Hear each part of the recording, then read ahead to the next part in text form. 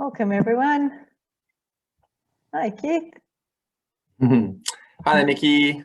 Hi, everyone. Thanks so much for joining us again. David will be starting his presentation shortly, but yeah, I'll get right into the introduction. So yeah, greetings all, and as always, wonderful to have so many of you joining us again this week for another of our Dream Destination webinars. It was just a few weeks ago that we were last in Antarctica with Adam Walleyn, and we're excited to be going back again, this time with our special guest from Quark Expeditions, David Tanguay. Antarctica is certainly one of the most awe-inspiring places on our planet, and both Nikki and I are really looking forward to today's presentation. As always, we love to field your questions and enjoy hearing your feedback. For this, please use the Q&A box at the bottom of your screens or the chat function. Right, on to Antarctica. We're all well aware that for many of you, Antarctica is the ultimate trip, the final continent, the holy grail of tours. Today, David's going to dive into Antarctica from a slightly different perspective as he gives some real insight into what expedition cruising is all about.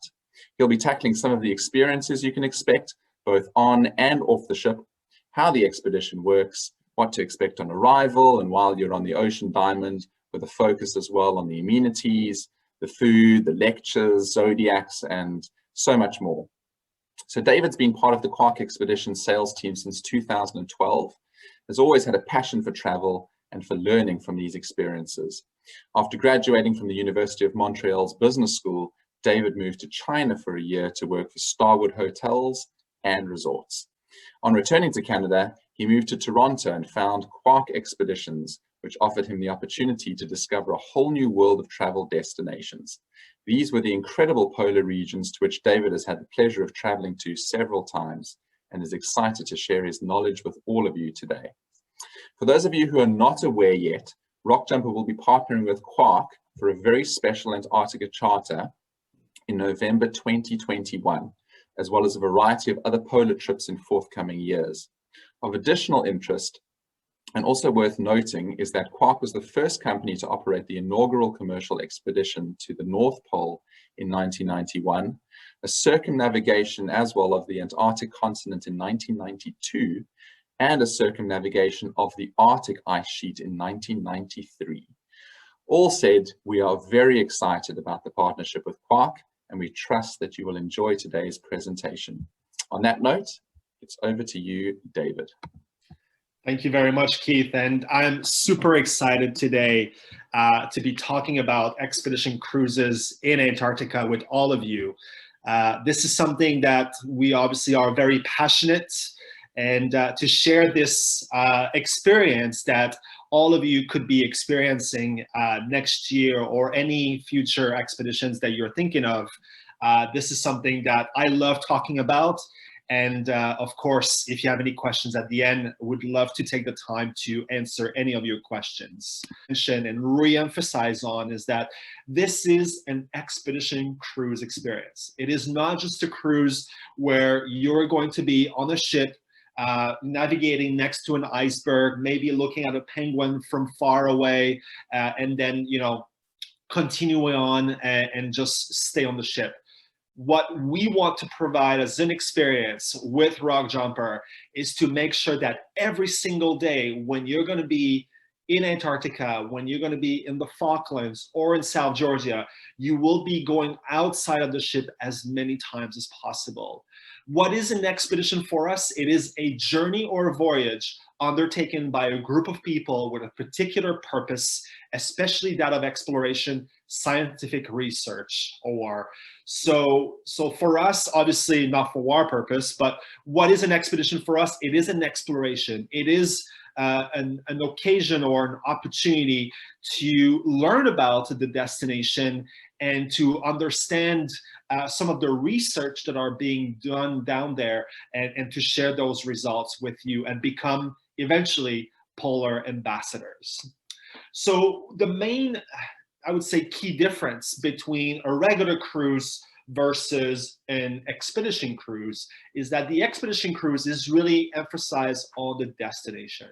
So as any other cruise, you obviously have an on-ship experience where you're going to be doing many different things on board the ship. And we will definitely go into the ship details later on in the presentation. But for sure, during your expedition cruise, you will have free time to walk around the ship, to experience some of the amenities that are offered on the vessel. You will have a great opportunity to, eat some amazing food, to sit down, to communicate with other passengers, and to really have a great time.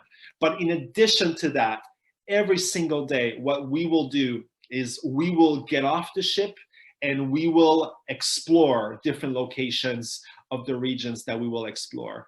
The one thing that I love to point out about expedition cruises is that if you look at a map, and I will show you a map in a few seconds, when normally you look at a cruise, you can easily see that, for example, on day 1, this is where the ship is going to stop. On day 2, this is where it's going to stop. Day 3, day 4. On an expedition cruise, that's the beauty of it, is that we have a plan. We know what is our objective. We know what is our goal. We know what we want to show you during the expedition. But of course, when you explore regions like the Falklands, like South Georgia, like Antarctica, where there's so many other variables to take into consideration, including ice condition, including weather condition, I always say expect the unexpected. And this is why it is important to understand that the off-ship experience, what's amazing about it is that every day it's a surprise. We might be navigating the waters in South Georgia and suddenly we see a pond of whales, or the same thing in Antarctica. So that's why the off-ship experience is very, very important when it comes to an expedition cruise. Who is Quark Expeditions? Who is this partner that Rock Jumper has chosen to work with for their expeditions in Antarctica? Well, Quark Expeditions, like Keith mentioned previously, we are polar specialists. We started operating in the polar regions in 1991 by going to the North Pole. And then over the years, we have done several expeditions, including circumnavigating the Antarctic continent, circumnavigating the Arctic ice sheet as well, and so on. So we definitely love the polar regions. It is part of our DNA. It is our passion. And we're super, super excited and proud to be working with a birding specialist such as Rock Jumper. And one thing that for us, we take a lot of pride in is the polar expert who are traveling with us in the polar regions. For Quark Expeditions, one of the things that we know that is very important to provide the best experience possible for passengers is to have the best guide possible on board every expedition that we operate in the Arctic or in Antarctica. And over the last 30 years of experience, we've obviously had the occasion to work with so many different polar experts who many of them have traveled into Antarctica for several years, if not since the very beginning for some of them. We have people who have done scientific research about specific topics that are related to Antarctica. We have PhDs, doctorate graduates who are there to teach their passion to our passengers. We have specialists like marine biologists, historian, environmental lawyers, and believe it or not, even a penguinologist who are traveling with us to, again, inform our passengers of how important and how unique it is to be traveling into Arctic or Antarctica. And just to show you how important it is for us to work and have the best guides possible on our expedition, this is a very quick summary here of all the different skills that we look into when we have our guides on board. It's not just about somebody who can talk, about, for example, the penguins or the glaciology. No, we look at people who have various different type of skills, going from leadership, from crisis management, to safety, to obviously language and presentation skills as well. So it is definitely something that we take seriously. As you can imagine, we receive tons of interest from many people around the world who wants to lead expeditions or be part of our expedition. But for us, we are looking for the best because we want to provide the best to you when you travel with us and to Rock Jumper in Antarctica. The one thing for us that is also very, very important, and especially for expedition cruising, it is health and safety. And during the time that we are in right now, there's I don't think there could be any better time to talk about health and safety. You know, since the very beginning of our expeditions in the polar regions, health and safety has been our #1 priority to provide any passengers who come with us in the polar region. So providing clean expedition ships, providing a very healthy expedition environment, providing obviously healthy staff who can also you know, provide different specialties as well, and make sure that, you know, they don't jeopardize the safety of our passengers. This is something that we are very, very proud to provide to any of the passengers traveling with us to the polar regions. We also have worked with external accredited safety organizations, and we have got many different certifications to make sure that our safety program and our operational and logistic steps are as safe as possible. And the reason why we do that is because, like I said previously, when you travel in Antarctica, when you travel in the Arctic, ice conditions and weather conditions vary a lot. And we need to make sure that our polar experts who are traveling with you are able to make the best decision possible and to not jeopardize your safety. At the end of the day, for us, what we want is we want you to immerse in nature. When we go to the polar regions or when we go to the Arctic, we understand how very unique and how special it is for you to experience. It is a once-in-a-lifetime experience, and we want to make sure that it is going to be the most memorable one that you will have and remember for the rest of your life. So for us to spend a lot of time outside of the ship, once again, it is our key priority when it comes to the experience. To be able to sit down and watch penguins walk around you, to be able to be on the Zodiac and to see a pond of whales or to see a leopard seal laying on an iceberg. That's what we want to provide to you. And our expedition guides, along with Rock Jumpers guides, we will be there to provide so much information to you and to make sure that you understand why is the penguin acting this way, or why this type of whale is here at this time of the year, and also explain to you the cycle of the wildlife at this time of the year. Now, one question that you may have about expedition cruising in Antarctica is, am I the right person, or is it going to be you know, physically very challenging for me? Well, everybody can go to the polar regions. So in the last 30 years of operations, we have operated and brought people to the polar regions from people from all around the world. And we have many different type of profiles of people who want to travel with us in the polar regions. People who are checklisters, you know, people who have traveled everywhere around the world and they want to touch their 7th continent because it is part of their bucket list. We have people who are definitely more fitting into the learners profile, who like to learn about the destination that they visit. We have the escapists, the people who like to go off the beaten path. And finally, the adventurers are also definitely very common to travel in Antarctica by doing many different type of activities like hiking, kayaking, and so on. But just to show you how anybody can travel to the polar regions, this is a picture of me right now in Antarctica. Obviously very happy to be there. And as you can see on my right, there is a gentleman, and believe it or not, this gentleman was 99 years old. Obviously, this is not something very common.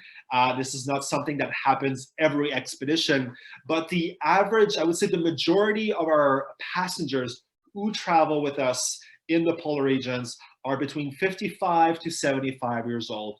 So there is definitely no physical requirements to be part of an expedition cruise, as long as you're able to walk independently, as long as you're able to get on the Zodiac, then there is definitely no problem at all. We do not push anybody to go at any rhythm. If you want to just sit down, relax, and enjoy the Antarctica experience, then there is no problem. If you want to go hiking and maybe walk around a little bit with our expedition guides, then we will offer those opportunities as well. But at the end of the day, what we want is we want everybody, or as many people as possible, to come and live this very unique experience that Antarctica has to offer to anyone from around the world. Another question that you probably are wondering is, what should I bring to an expedition in Antarctica? And in order to answer this question, I'm going to let the video speak for itself. And just going to let the video here work.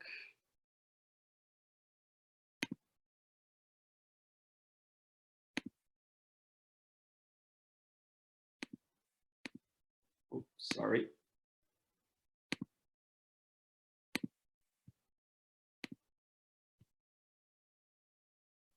Perfect.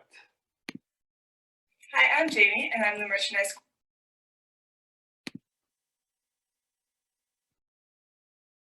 Hi, I'm Jamie, and I'm the merchandise coordinator here at Quark Expeditions. Today we're going to be answering one of your most popular questions: what to wear in your expedition down to the polar regions.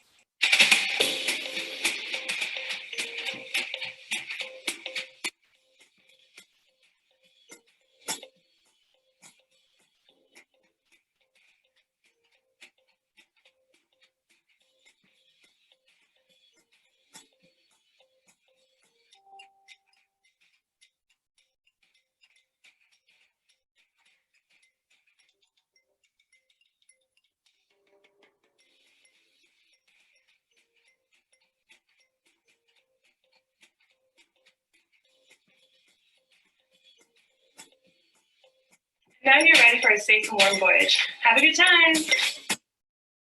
Perfect. So in regards to what you should be bringing to your expedition in Antarctica, as you saw in this very quick clip, you don't need to bring a big jacket or a pair of boots. And the beauty of that is because we, Quack Expeditions and Rock Jumper, will provide you a parka on your expedition. So as soon as you will board the vessel, there will be a parka provided to you in your cabin.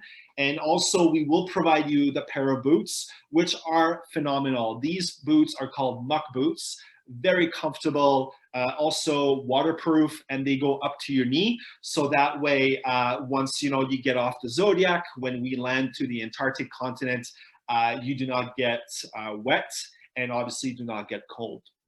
So just to recap, basically what you need to bring in the Antarctica, you need to bring as many layers as possible, base layers, long johns as well, warm socks, mitts, a hat. Very, very important. If you have a sensitive skin like me, please bring sunscreen, which is super important. You're constantly surrounded by ice and water, so the reflection of the light on your skin, it may not feel that way, but it's you're always exposed to UV rays from the sun.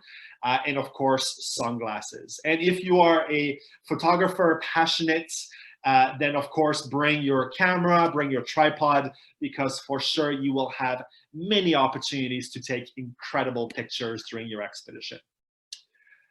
So let's talk a little bit about your experience when you're going to come to Antarctica with us. And of course, the very first stop is Ushuaia, Tierra del Fuego in Argentina. So Ushuaia is a very small community that is located at the very bottom of Argentina. It is actually the southernmost city in the world. And this is where all the expeditions in Antarctica are starting from. So you will be landing in Ushuaia, anytime during the day. And then once you arrive in Ushuaia, once you land in Ushuaia, you will be picking up your luggage from the luggage disposal, and then you will meet one of our ground staff member who lives in Ushuaia to be transferred to your hotel for the first night. So we will bring you to your hotel, and then on that very first night, we will be doing a group briefing. But just before we talk about the group briefing, I just want to show you a quick map of Ushuaia. So Ushuaia is a very small town.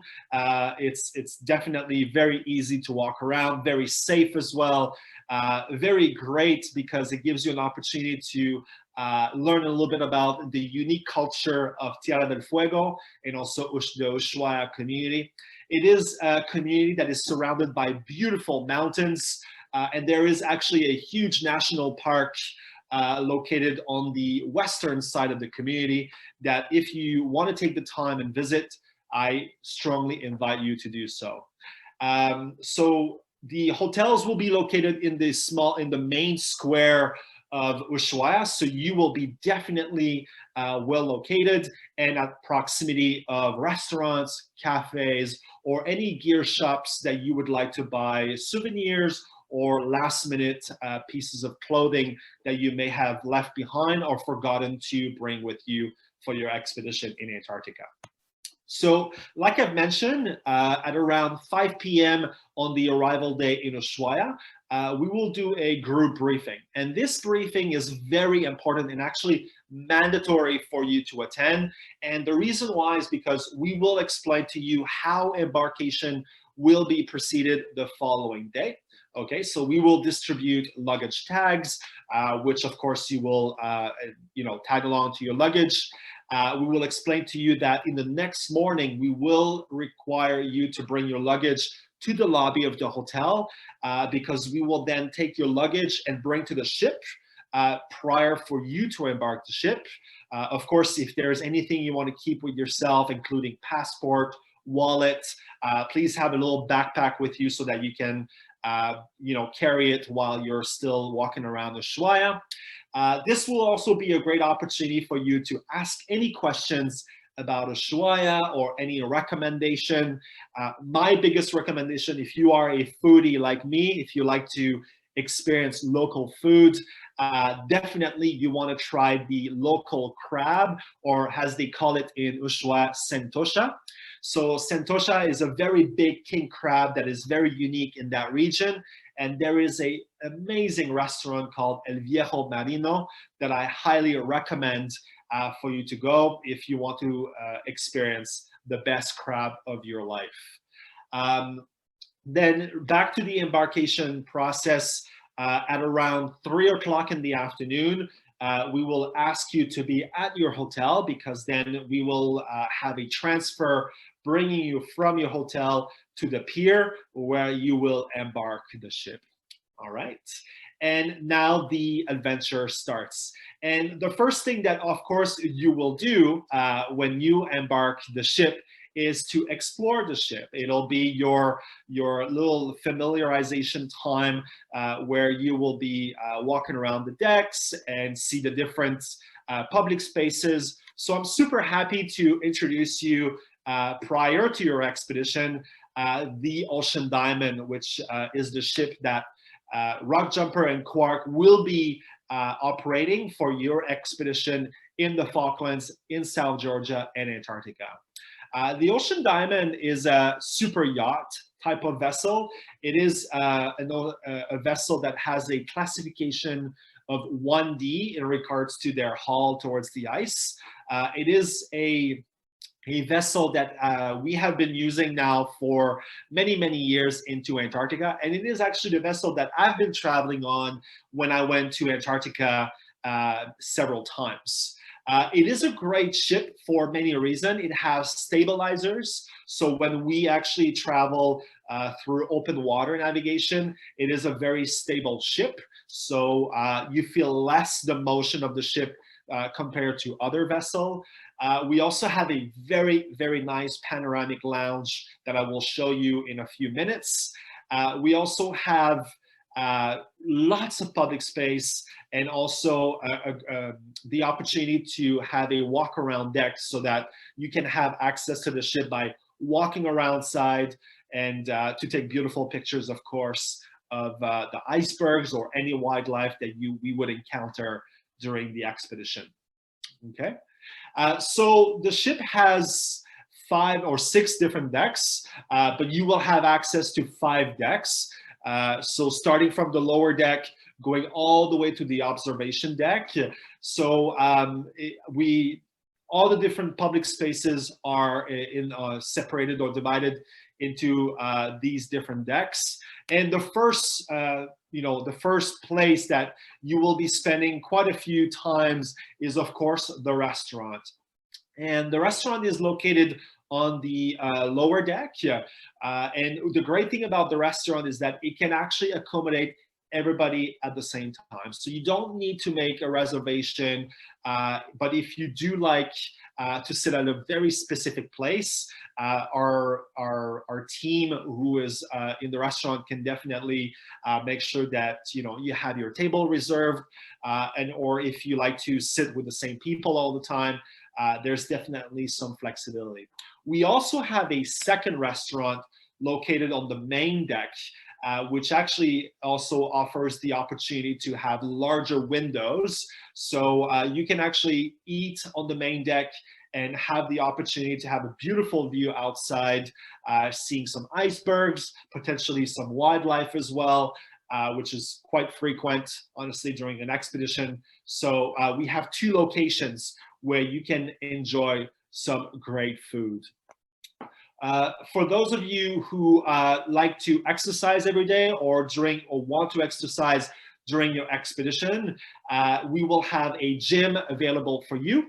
And as you can see here on the picture, we have several machines or different material that you can use to exercise, from free weights to cardio machines to weightlifting. So we have all the main gym material and accessories for you to use during your expedition in Antarctica. What's also great is that if you like to have some quiet time and also would like to read more about Antarctica or the Falklands or South Georgia, we also have a nice library open 24 hours to our passengers, where you can, spend some time in a quiet room and to read different books that we have available for you. So as you can see here in the pictures, there are different books available that you can also bring back to your cabin if you want to read it in your cabin. But please, at the end of the expedition, our expedition team will request that you make sure that you bring back those books back in the library. Okay, it's not shown here on the picture as well, but at the very back of the library, there will be a computer as well available for anyone to use. So this computer will be primarily used for you to send emails, for example, or to maybe upload some of your images, because we have an imaging sharing program for the expedition where everybody share their images or the images that they want to share, so that we can actually share those images at the end of the expedition to all the passengers. Okay. In regards to Wi-Fi or to the internet, we do have internet available on the expedition, which is basically based on your data usage. So it is not something that it's a set price. So you basically have to pre-purchase the data depending on how much you want to use. Please bear in mind that the Wi-Fi signal is obviously not the same as you would have at home. You are in a remote location. You are in a place that there's very little signal. So the internet is primarily used for you to use for communication, to basically send an email to your family or friends and make sure that they know that you are okay, or for social media as well.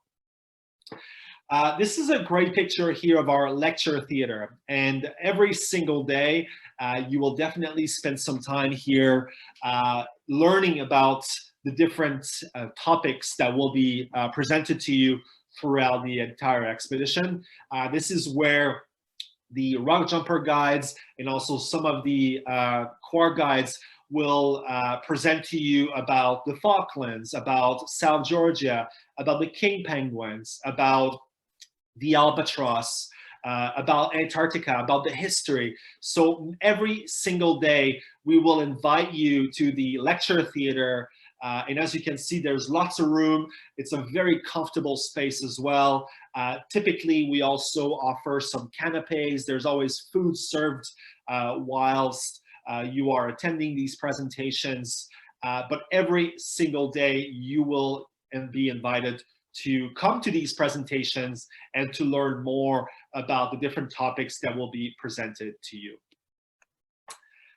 Speaking of another place that you will spend a lot of time, this is one of my favorite places on the Ocean Diamond, which is the Panoramic Observation Lounge. This is actually located on the very top deck that is called the Observation Deck. And it is a 180-degree view that you would have in front of the bow. So when we are cruising, for example, in South Georgia or in Antarctica or in the Falklands, obviously the scenery that you will see throughout this journey will be totally mind-blowing or spectacular. And a great way to take advantage of these views is to be on the observation deck or to be on the bow. We typically open the bow throughout the entire expedition, and then you can stand in front of the bow and really take some time to see the beautiful view in front of you and really absorb this very unique privilege that you have to be traveling in these regions of the world. So this space that is called the Observation Lounge is also open 24 hours. And if you are a small group of individuals traveling together, you can definitely go there, have a drink, and spend some time all together as well. On the Ocean Diamond, we also have a polar boutique where we have several items to be purchased, from last-minute gears to souvenirs to jewelry to maps to books, different badges as well, or photography accessories. We have lots and lots of variety available for you to purchase if you are interested, of course. So if you are interested, the Polar Boutique will be open pretty much every day.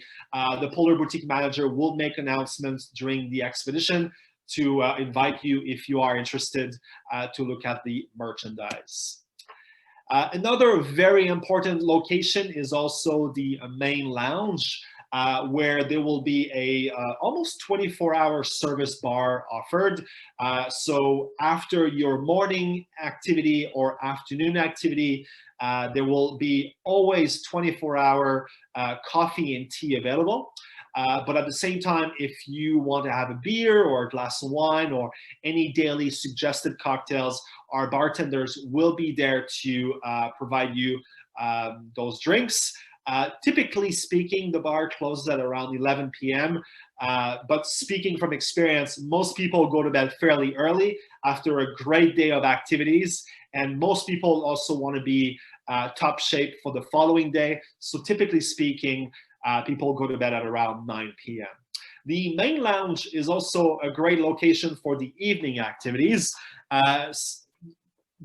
Basically, what we do is our expedition team, they host what we call bar talks, where some of them, including the rock jumper guides, will be sharing some of their experiences that they had in the past, traveling either to Antarctica or South Georgia or the Falklands.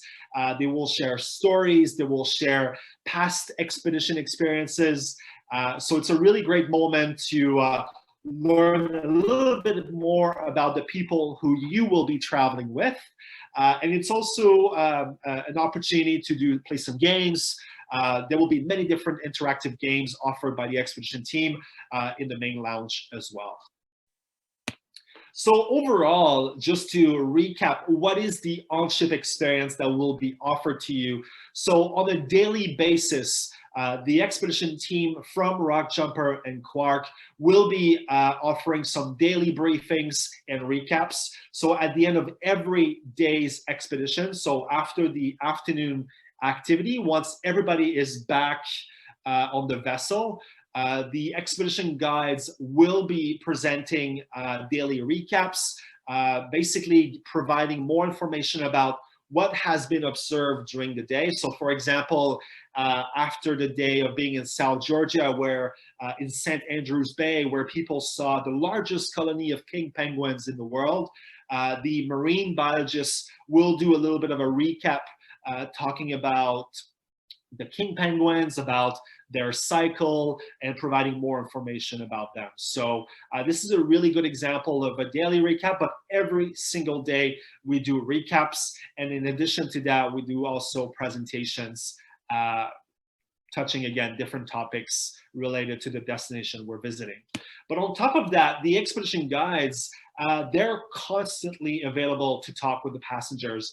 Many expedition guides will be on the bridge, and let me remind you that we will be traveling with an open bridge policy. So what I mean by open bridge policy is that the bridge will be open to the public. So if you are very keen to see the bridge, to see the captain working with the expedition leader on deciding where to go, or to see the ship tracking map as well with the different maps, and so the bridge will be available for you. There will be times though that the bridge will be closed, and that's of course when the ship needs to be doing some very important maneuvers. So the captain needs to be very focused with the rest of the crew. But other than that, the bridge will definitely be open. But back to the expedition team will be on the bow. They will be walking around the ship. They will be talking and interacting with you to make sure that, if, for example, we see a pond of whales in the water, or if we see different type of penguins on an iceberg, they are there to assist you and to help you understand what you're actually observing during that moment. And speaking of a moment, what you're looking at right now is a really great example of what could happen or what will happen on your expedition with us in Antarctica. It is very, very common that nature arises all of a sudden to either a whale or seals or penguins while the ship is navigating from point A to point B.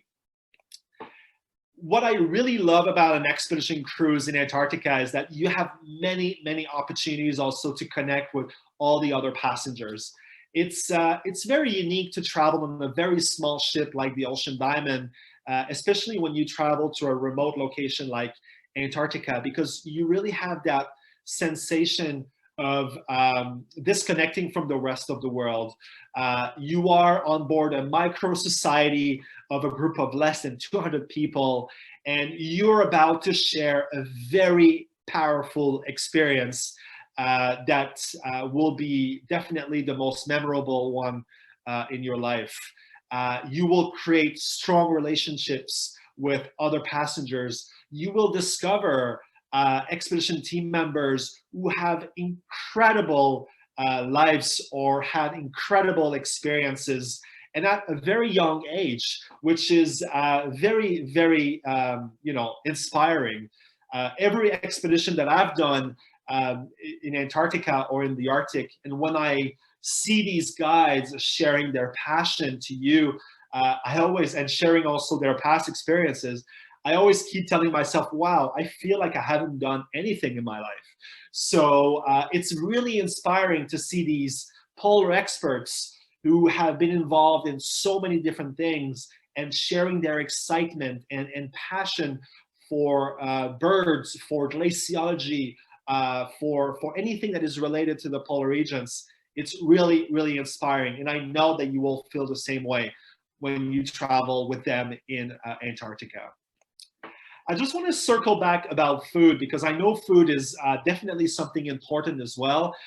The one thing I want to let you know about food is that do not worry about the quantity. You will have many, many occasions to eat incredible food, and the quality of food on board will be absolutely delightful.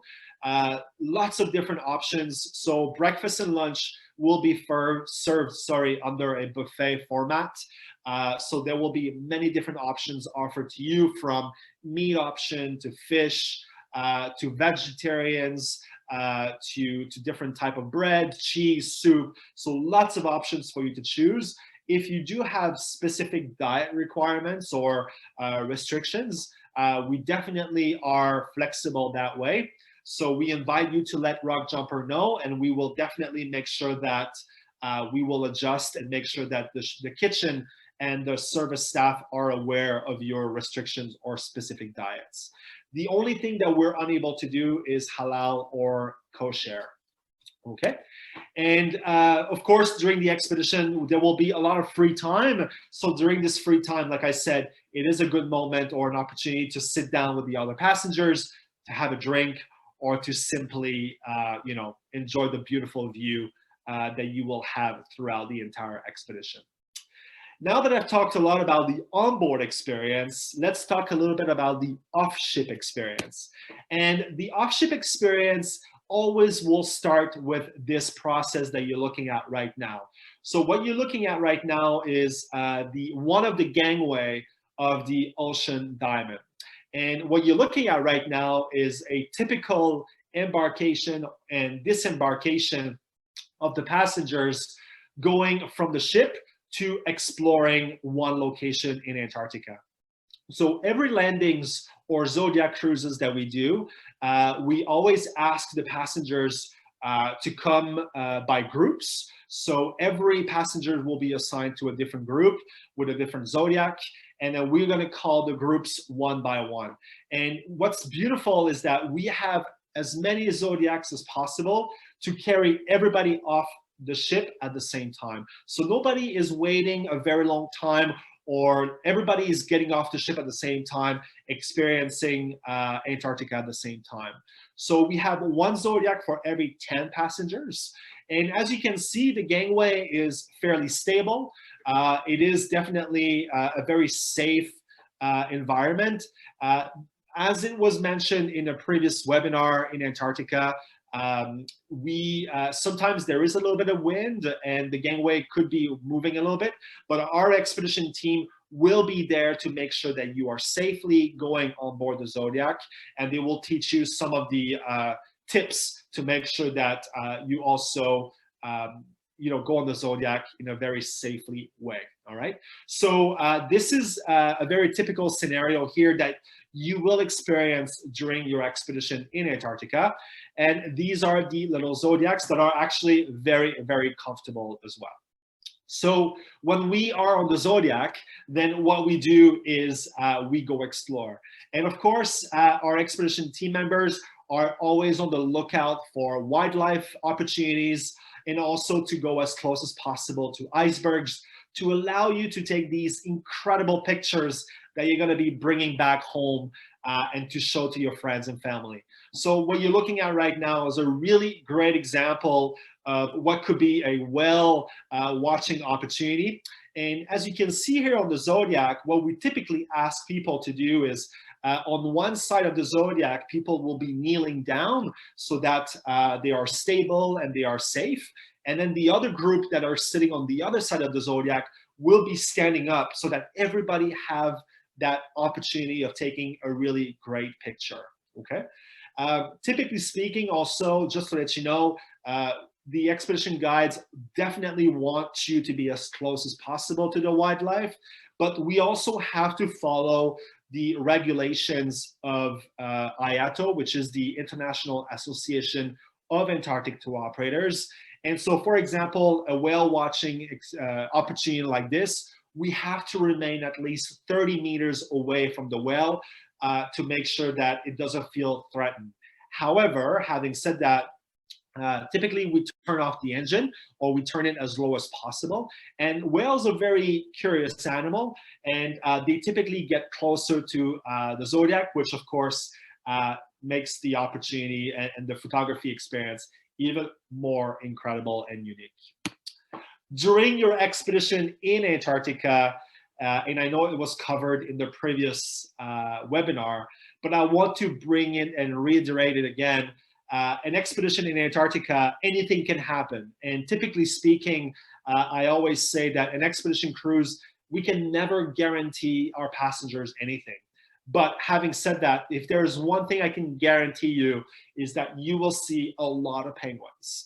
And you will see different type of penguins, from the Adelies to hopefully chin straps, to hopefully, rock hoppers, macaroni penguins in the Falklands, king penguins in South Georgia as well. You will see tons of different type of penguins, and you will learn about these different type of penguins. So it is going to be an incredible moment for you to learn about these beautiful animals. And again, just like the whales, we want to make sure that you can get as close as possible, but we of course ask you to not touch the animals, of course, and to remain at least 2 meters away from them.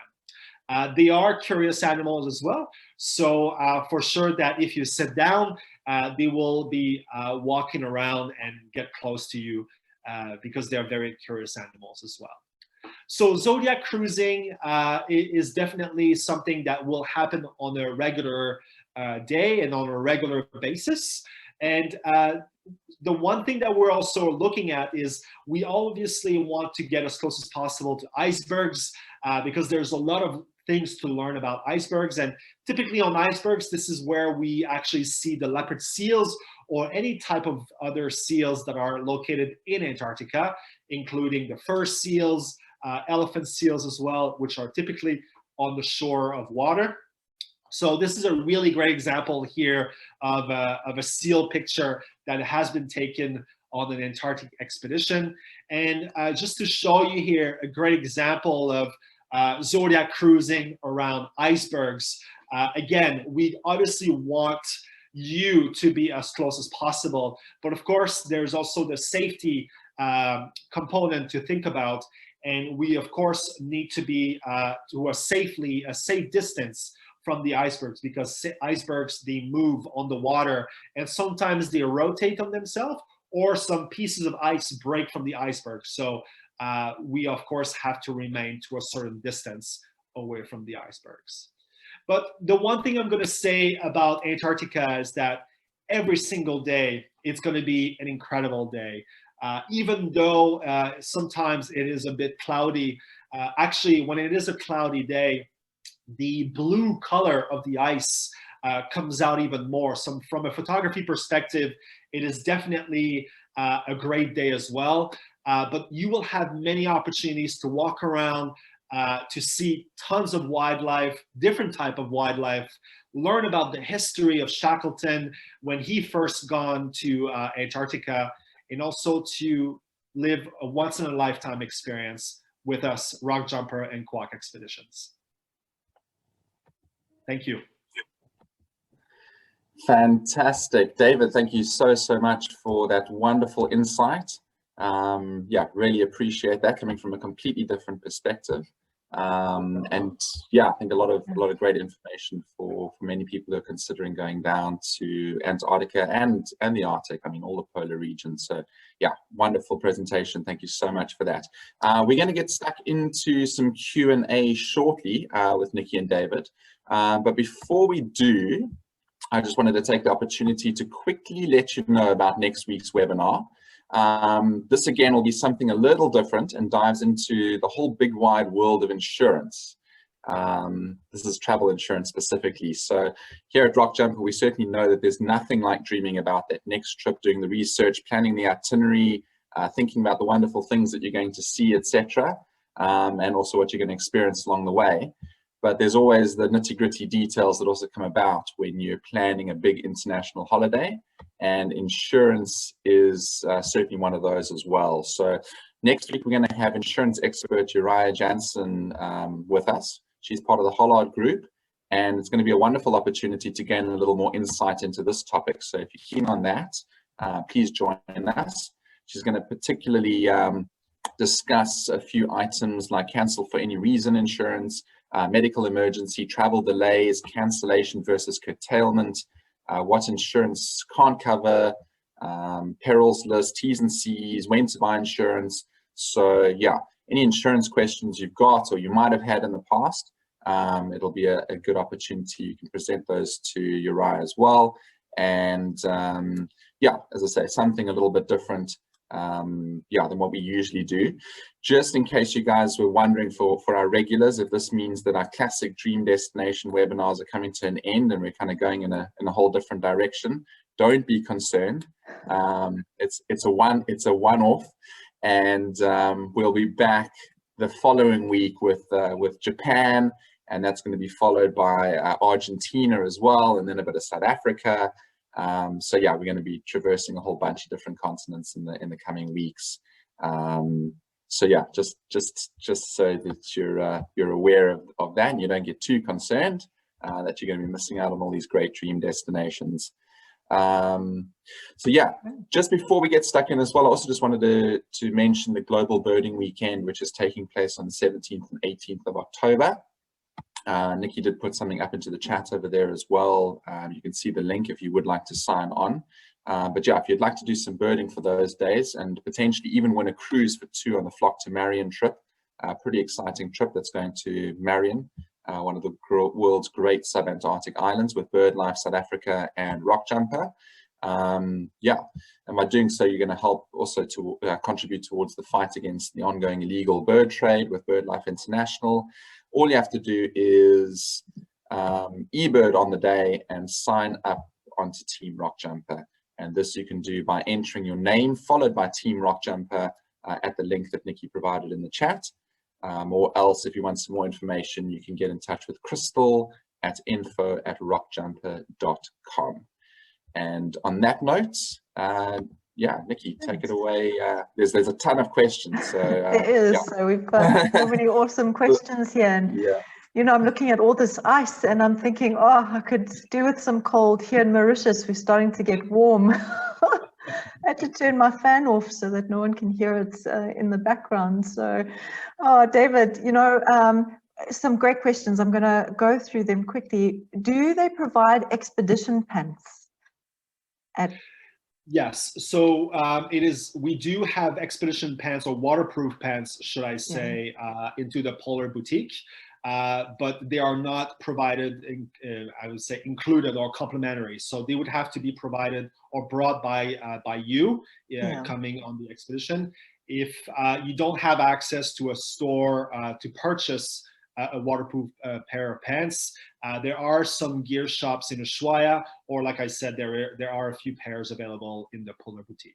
But very important item to bring with you when you come on an expedition, simply because when you're on the Zodiac, sometimes the water splashes, and it's just to protect yourself against the cold water. Yeah, makes sense. What are the chances of resuming snow hill expeditions? That's a great question. We all want to resume as soon as possible. Snow Hill is definitely one of those very unique destinations. The last time we operated a Snow Hill expedition was 2 years ago, if I'm not mistaken, with the icebreaker Captain Klepnikov. It is a very, you know, it's a very interesting destination. And for us, what is important is that when we go to Snow Hill, we want to make sure that we maximize as possible the opportunity to see the emperor penguins.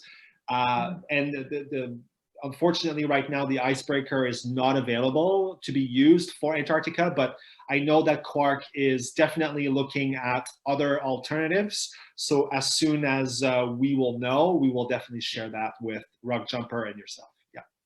Is there a doctor and some form of medical staff on board? Yes, that's a great question. A great reminder that I should have talked about. We do have a doctor available 24-hour during the entire expedition. So we do have a clinic on board where we will have some medical equipment available for the doctor to use. And the doctor, like I said, will have available some medicine available as well. So if you're not feeling well, the doctor will be available for you. If you do have some medicine that needs to be taken during your expedition, the doctor will definitely need to be aware of that, just in case something happens. But yes, the doctor will be there to assist you. Ricky actually asked a great question, because we were talking about this earlier just before we went live, and Ricky says, what steps do you take to minimize carbon footprint, environmental care, etc.? And we were just talking about your sustainability involvement. I'd love to hear a little bit more about that. Yeah, so when we look at our voyages, the first thing that we look at to minimize the carbon footprint is to look at the different vessels and the type of fuel that we use. So right now we use fuel that is called MGO, which is the most, I would say, less carbon footprint type of fuel that can be used in the polar regions. But slowly what we're doing also is, because we're modernizing our fleet to make them even more sustainable and contributing to preserving the Antarctic environment or Arctic environment as much as possible. I mean, Antarctica, Quark Expeditions, sorry, we have, sustainability has been part of our DNA since the very beginning. As I was mentioning to Nikki and Keith, you know, we have co-founded IATO as well. We have a community engagement program where we provide funds and enthusiasm and learning opportunities for the communities in the Arctic to share their passion about their own culture. We also do auctions on board every voyages in Antarctica or in the Arctic, which all the money that we gather is provided or given back to charities or organizations that are either, you know, providing some support to the development of scientific research of the polar regions, or to protect the environment. So we do have several tactics in place, but we're also constantly looking at new ways to become more and more sustainable. And just to talk about it very, very quickly, we do now have a new waste management system called MAGS for some of our other vessels that are more modern. And this MAGS system is allowing us to reduce our waste by 90%, which is huge in the current times. So now when we operate a trip in either the Arctic or in Antarctica, by using these new waste management systems, we reduced our waste by 90%. So that means that we bring 90% less waste to the port cities when we finish our expeditions. Amazing. The next question is very much around capacity. So, you know, Catherine is saying, what is the capacity of the lecture theatres versus the number of passengers on the ship? And then maybe we can start off with the number of passengers and the amount of people that can go onto a shore at a time. What happens with the rest of the passengers that don't go on shore? That's a really great question. So first of all, the Ocean Diamond is a capacity of 199 passengers, which actually can all fit all together the lecture theater room. So everybody can go in the lecture theater room at the same time. Nobody needs to reserve a seat or whatnot. So everybody can come at the lectures at the same time.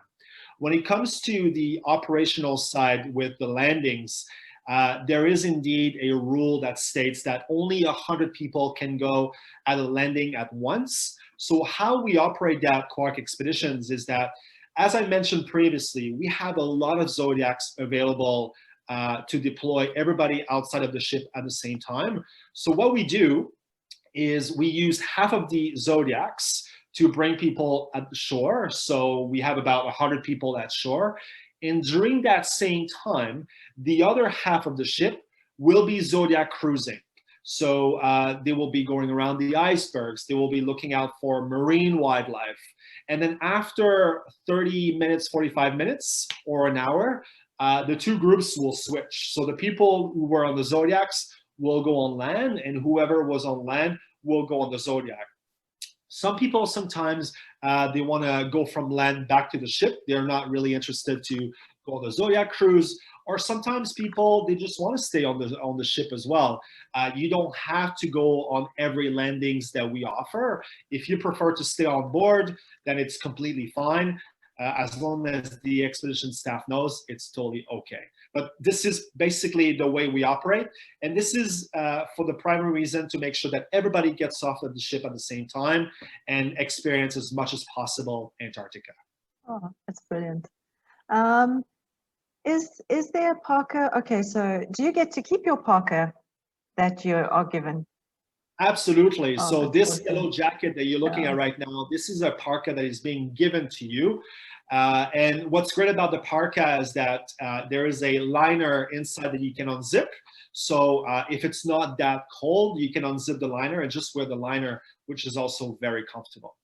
Oh, brilliant. And are there days when you, Sylvia's asking, are there any days when you cannot leave the ship? You know, how long does it take the ship to cross the Drake Passage? Or I love how my colleague described it as the Drake Shake. Yes, so there are going to be 3 crossings during your expedition in Antarctica. So from Ushuaia to the Falklands, which usually lasts about 1.5 days. So the Ocean Diamond, what is great about the ship is that it's a very fast ship. So a little bit faster than the rest of the other ships out there. Yeah. So we typically navigate at around 15.5 knots. And so we will cross from Ushuaia to the Falklands in 1.5 days. So obviously when we're navigating on open water, we ask people, well, people have to remain on the ship.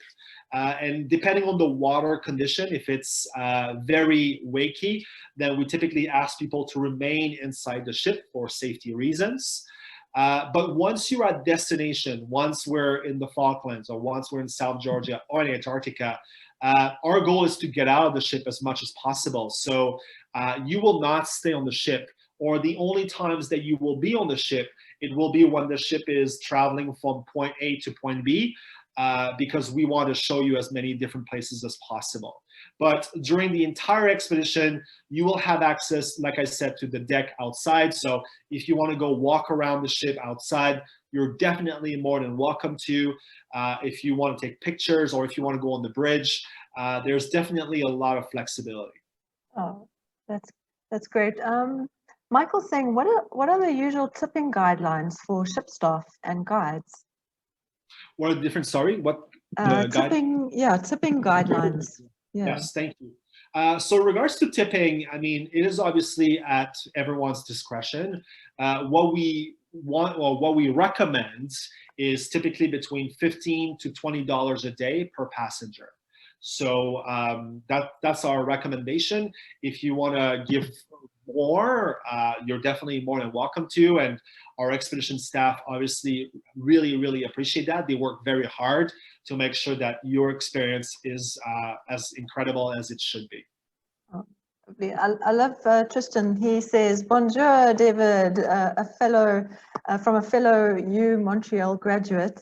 The question he has: how can I survive the Drake Passage as someone who gets really seasick?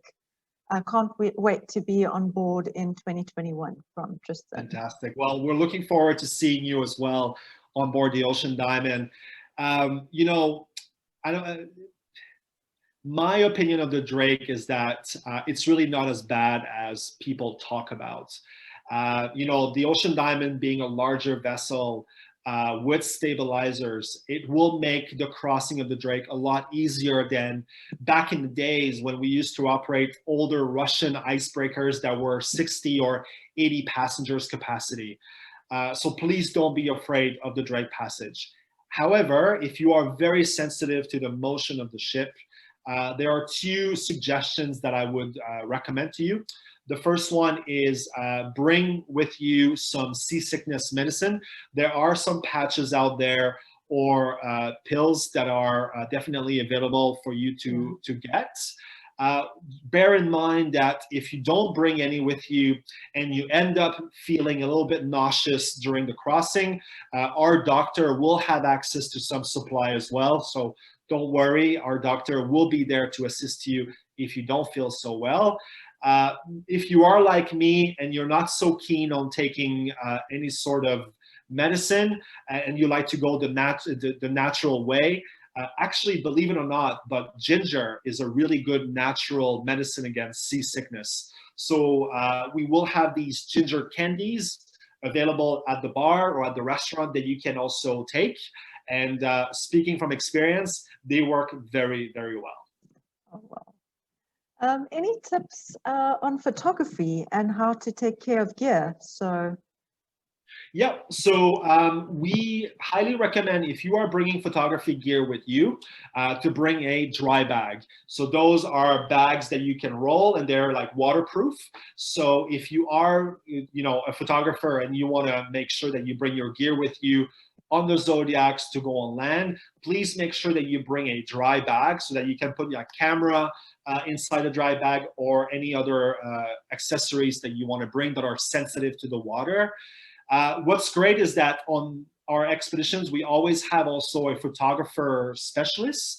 And during the expedition, he will do a few workshops on how to take or how to maximize your photography experience in Antarctica. So if you need any assistance on the exposure, for example, or on how to use a camera or on any other filters, the professional photographer will be there to assist you. Oh, brilliant. Kathleen, we also have a couple of good photographers as well with our guides, and we have Oryx Photo Tours, that is a sister company. They have a few guests that will be also joining us. So though we've already got quite a big chunk of rock jumper, there's about 6 keen photographers that are going to be there as well. Kathleen says, if we arrive in Ushuaia several days prior to official arrival date, will Quack provide airport pickup and transport to a hotel? If you arrive earlier, yeah, we can arrange that. This is something that we can definitely arrange for you. So if you are planning to arrive a day or two earlier and you would like to be picked up, we can arrange that. To be honest with you, Ushuaia is a very small town. The airport is very close to the main, I would say, square. And from a cost perspective, we're talking about $5 to $10 taxi ride. So it is fairly safe as well to use the taxis in Ushuaia. But if you want to use a private transfer, we can definitely organize that for you. That's brilliant. And Rock Jumper can also assist. Wow. Okay, dry bag we've answered. Is there accommodation for single travelers? We do have single cabins available on the Ocean Diamond. This is probably something that would have to be discussed with Rock Jumper if you want to book a single cabin. But yes, we do have single cabins on the Ocean Diamond. We also have single cabins on other vessels. What's great also is that if you don't want to pay a little bit more money because it's a single cabin occupancy, but you are a single traveler and you don't have anybody who would like to join you on this incredible journey, we also have a share program available. So for some of our twin occupancy cabins, we do offer the opportunity to buy just one bed, and we would take the responsibility to resell the other bed. And if we are not able to, then you would have your own cabin for yourself at no extra costs. But this is something that you would probably have to discuss with Rock Jumper. Deborah's saying, is there a mini fridge in the cabin? This is for keeping medicine that is that requires refrigeration. Absolutely. So in every cabin, we have a mini fridge that you can put your medicine. Absolutely. And Stephanie says, is there a local iPhone SIM card that can be purchased to enable live FaceTime with family during any part of the trip? Yes, so when you land in Ushuaia, there are some stores in the main square that you can purchase a local SIM card that you will be able to use in Antarctica. However, if I'm not mistaken, I don't think that the local Argentinian SIM card, once they're used in Antarctica, will be considered as local because you are in international territory. So before you do so, please make sure you look with your cell phone provider to see how much it would cost. Because the cost could be really, really high. Yeah. How much time can be spent on land on a typical day? Typically, we look at about an hour and a half. You know, like I explained earlier, when we do the switch over from land to zodiac cruising, and you know, you're at the landing that you're not necessarily interested to go zodiac cruising and you prefer staying on land, there's also no problem at all. We can definitely, you know, make sure that you stay on land. So like I said, we are very flexible that way. But typically speaking, we look at an hour and a half spending time at the landing. Oh, great. You might have answered this earlier on, but I can't remember. How many can eat dinner at the same time? Are there multiple sittings?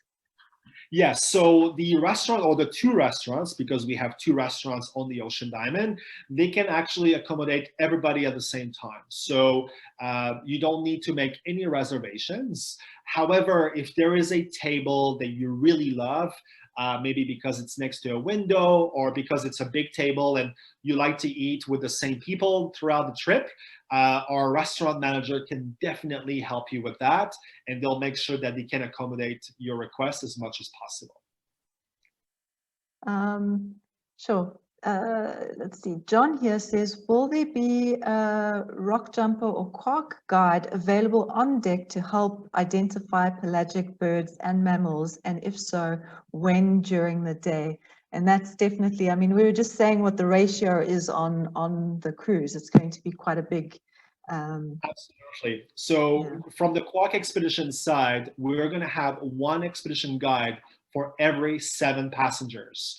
And that's on top of the guides that Rock Jumper will provide as well. So there will be a lot of expedition guides on this departure, and many of them will definitely be on deck. Just to give you an idea, we have expedition team working around the clock who, you know, are on the bridge at nighttime or are on the bridge very early in the morning, always looking for wildlife. So if you are an early bird, and no pun intended here, and you want to go on the bridge and see the expedition team member looking out for wildlife, you are more than welcome to do so. But to answer your question, yes, they will be outside on the deck. They will be on the bow. They are even eating with you during meals. So they are constantly with you, sharing this very powerful experience. Oh, brilliant. Ricky saying, for the faint of heart, how often do you encounter rough weather in the crossing? So it's a really, it's a 50-50 chance. Honestly, it's there's no statistics or consistent statistics that shows that either November is a bad time for the Drake Passage, or X% of chances that the Drake will be, you know, a little bit rougher than usual. So the thing about the Drake Passage is that it is one of the deepest sea in the world, because this is where the Pacific and Atlantic Ocean meets. The thing is, it is one of the area where there's a lot of wind as well. So that's why, you know, the Drake could be a little bit more rougher than any other seas. But, you know, it's a really 50-50 chance. But like I said previously, please don't be afraid. The Ocean Diamond is a larger vessel. It has stabilizers, and, you know, it will make the crossing a lot easier than in the past. Oh, great. Catherine is asking, is it possible to get a GPS ship track, or if we want that, should we bring our own GPS? There will be one on the bridge. So on every ship that we operate, we have a GPS ship tracker that you will have access to. So you don't have to bring your own. Awesome. And I think we're getting very close now to the end of our webinar. Sure. Kathleen is asking, does Quack provide spotting scopes for general passenger use? Yes, we do. We usually have between 4 or 5, and we also provide binoculars for those who have left their binoculars behind or forgot to bring them or don't have any. So we do provide both, correct. Oh, great.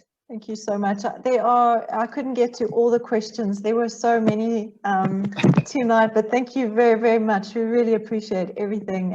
Thank you, David.